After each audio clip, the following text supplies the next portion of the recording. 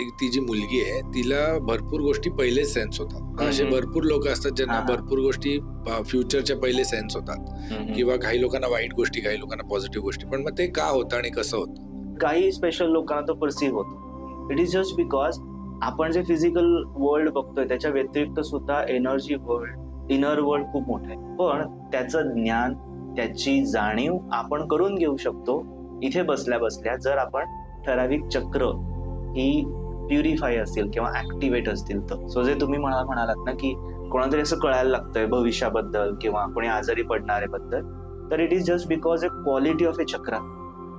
काही चक्र ही आपल्याला ही क्वालिटी प्रोव्हाइड करतात. ती ऍक्टिव्हेट असल्यामुळे त्यांना ह्या गोष्टी सेन्स होतात.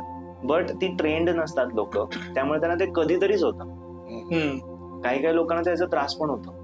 बरोबर. की सतत त्यांना कोणतरी मरते ऍक्सिडेंट दिसायला लागले तर ते बेअर नाही करू शकत आहे. इट इज बिकॉज ती फॅकल्टी त्यांची कुठेतरी ऍक्टिव्हेट आहे, बट समहाव ती त्यांना टेम नाही करता आली किंवा डेव्हलप नाही करत. ती यूज कशी करायची त्याच्यासाठी चक्रांचा अभ्यास होणं गरजेचं आहे.